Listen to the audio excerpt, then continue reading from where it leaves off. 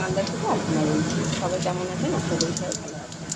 আজকে কী রান্না করবো? আজকে মঙ্গলবার, নিরামিষ একটা সবজি করবো।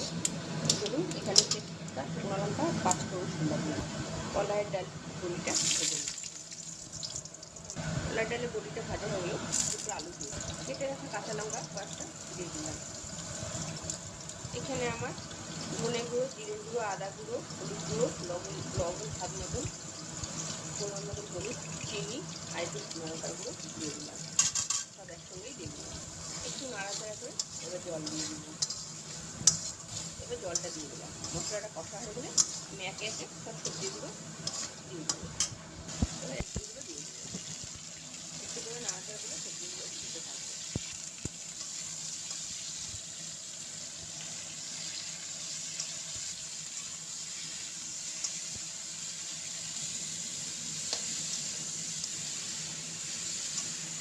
এবার নেড়ে ঝেড়ে এবার একটু জল দিয়ে ঢেকে দেবো।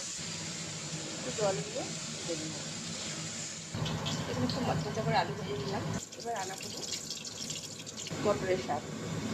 কালো জিরা, বেগুনটাকে হালকা লাল করে পরিমাণ মতো হলুদ, স্বাদ মতন লবণ।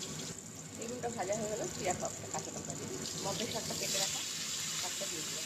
নাড়াচাড়া করে একটু চিনি দিয়ে দিলাম। এটা ঢেকে দিব। এবার গলা অবধি অপেক্ষা করবো। এবার এটা ভালো করে ভেজে নাড়াচাড়া করে খুব করে ভালো করে কষবো শাকটাকে, হিসাবে সবজিটা। আমার শাক রেডি। খুব ভালো করে বেগুনটাকে আর শাকটাকে আমি একদম মেখে দিয়েছি। ভাজা ভাজা হয়ে গেছে, এবার নামিয়ে দিই। আমার মিশানো সবজিটা রেডি, কমপ্লিট হয়ে গেছে। এখানে দেখুন মশলার শাক দিয়ে কলাইয়ের ডাল, সাম্বার দিয়ে দিলাম।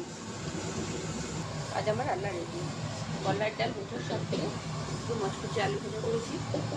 এটা নিয়ে আমি মটরের শাক, বেগুন দিয়ে আর টমেটোর চাটনি। টাটা। আবার নতুন রেসিপি নিয়ে আবার কাল দেখা হবে। বাই।